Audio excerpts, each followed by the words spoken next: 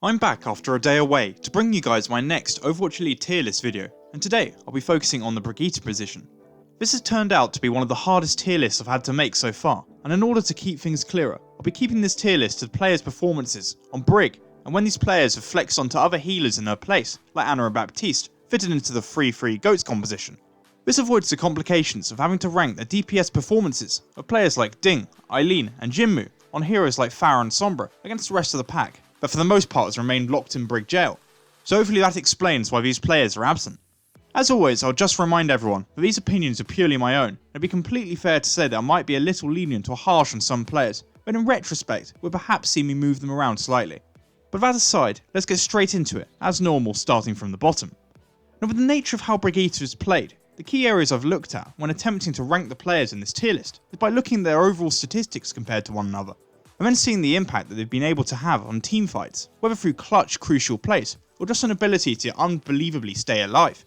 Now, footing this tier list in D tier, I have Nico of the Paris Eternal, who both to my eyes and the stats has been really poor so far this season. His healing and damage are right near the bottom of everyone here, and whilst his death rate is worse, his elimination average is appalling, owed to just what looks like his uncomfortableness on the hero. In game he hasn't really made any plays of note that come to mind, and he's caught out of position early in a lot of teamfights, not even when he's played aggressively, but just further derailed what increasingly became a feeble Paris side.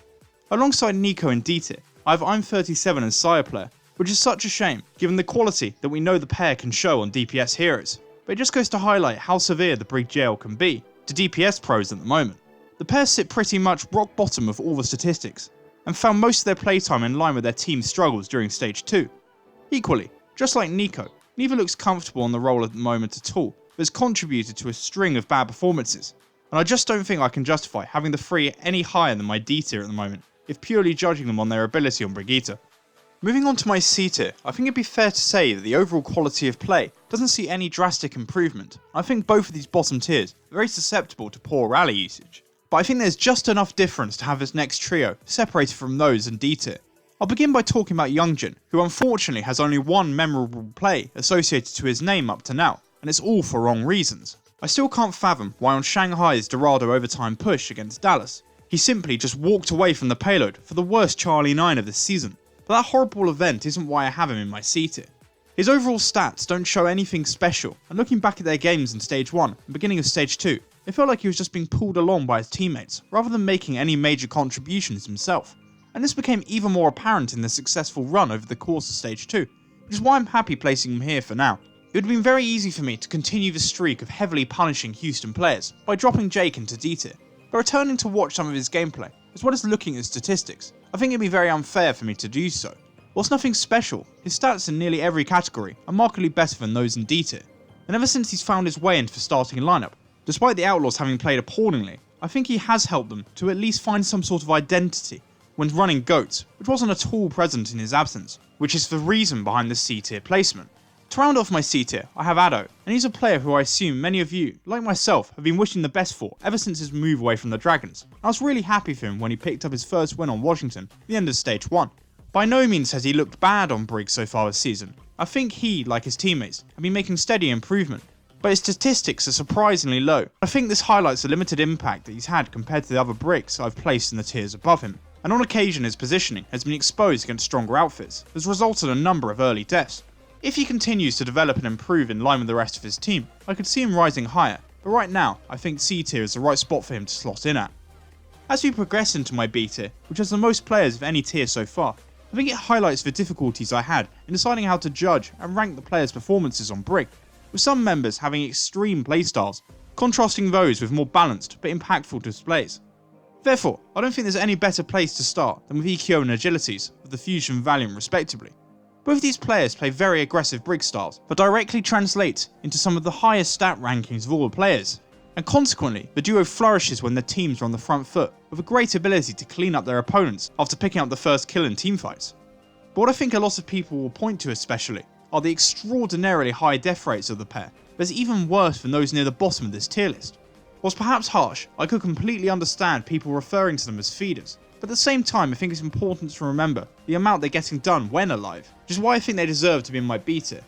In the case of EQO, I actually think his first stage was really good and impressive, and and it's only really been in stage 2 where his level of play has significantly dropped off. But it's because of his earlier consistency that nets him the slightly higher positioning to agilities.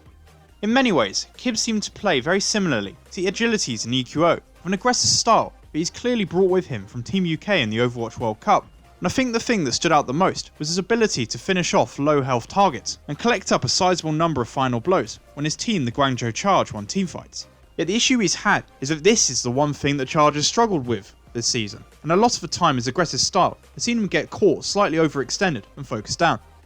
I think part of this may be due to the development of his team coordination and synergy, but at the same time it appears to be for the same reason that lately Eileen has been given the starting role on a more regular basis, which is a shame given the clear talent Kib has shown. But at the same time, I think that's why I have him here where I do in B tier. Alongside Kib, I have Birdring, who personally I feel is the weakest member of everyone I have in my B tier. This may pain some London fans to hear, but in my eyes he's been average at best for the most part, which is reinforced by statistics. And even now, I feel his reintroduction into the side, ahead of Guard, still doesn't make too much sense. He lands in B tier though on the back of some solid displays over the past stage for London that saw them pick up 6 wins. Yet again, not once did he really seem to be making a significant impact, like his other teammates, but it's his late bursts of consistency that reluctantly sees me rank him at the bottom of my B tier. At the top of my B tier, meanwhile, I have a trio of Zachary, Blase and Hydration, from Dallas, Boston and the Gladiators respectively.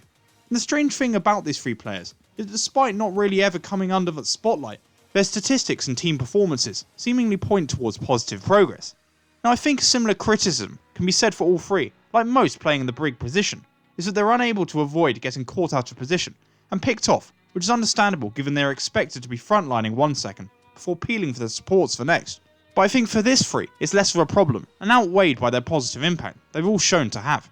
Statistically, they're all above average in most categories, and what I think they're especially good at is supporting their main tanks and acting as their wingman on the front lines. OG, Raw and Fusions have all had very strong seasons so far, and I think they significantly benefited from the support from their Brigs and keeping them healed, providing quality knockbacks and stuns to give them more room to pop off, which is why I think this upper end of B tier is a nice fit for them, especially when you factor in some positive displays from a couple of them when flexing onto Ana instead of Brig.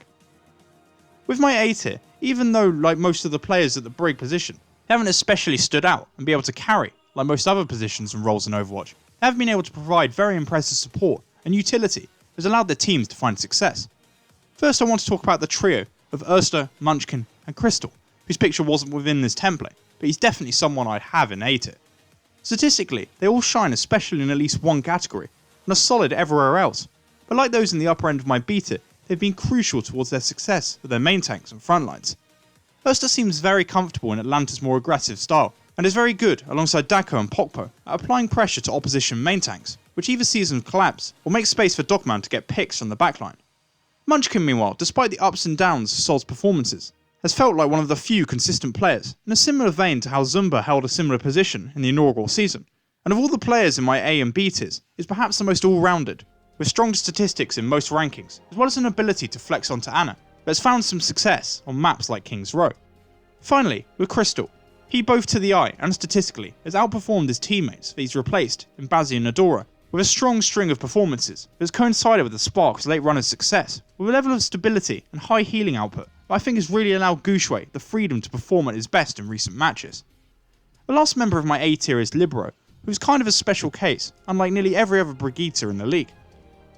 Like his team, he plays a very defensive style, with a primary focus on getting as much healing done as possible, whilst protecting the shield of his entire side Mano with a consistent stream of healing packs. What I think separates him from others in A tier is how clinical he's been alongside the rest of the Excelsior on counterattacks, hitting stuns and taking advantages of the weakness in his opponents to wipe them out, which gives him an incredibly high elimination to damage ratio that isn't matched by anyone else except those in S tier. But the reason I've withheld Libero from joining the S tier duo is that comparatively he just doesn't make as much of an impact on Brig as the 2 above him, who at times have even been able to clutch situations in teamfights they shouldn't have been able to. Once again it's the 2 top teams that are represented in S tier, with Haxel and Rascal, which shouldn't come as a surprise to anyone, as they lead the healing and elimination statistics rather convincingly, with very strong showings everywhere else as well.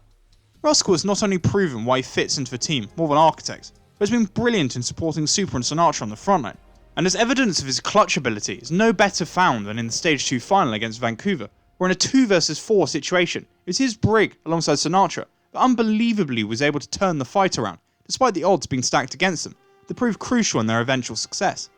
I would also note what he achieved and has shown on Baptiste, and flexing onto him instead of Brigitte, with a great understanding and efficiency gained when he's brought out the hero on maps like Anubis, and it's this value he's gotten out of him offensively, but in spite of very few competitors, makes him the best Baptiste in the league right now, in my opinion. However, personally right now, I'd have to say that Haxel is clearly the number one Brigitte in the league right now, with consistently high level of performance we've just seen from day one, through excellent support to Bumper, as well as the relentless pressure that he puts on all of his opponents in front of him. Up to now, just hasn't been matched even by Rascal if both were playing their absolute best. And with that, we've reached the end of my Brigitte tier list, and I'd like to thank you for watching. Please let me know if you want to see my main tank or flex tank tier list next, down in the comments or on Twitter where I'll be posting this full tier list. Otherwise, if you enjoyed, please be sure to like and subscribe for this continuing Overwatch League coverage and content.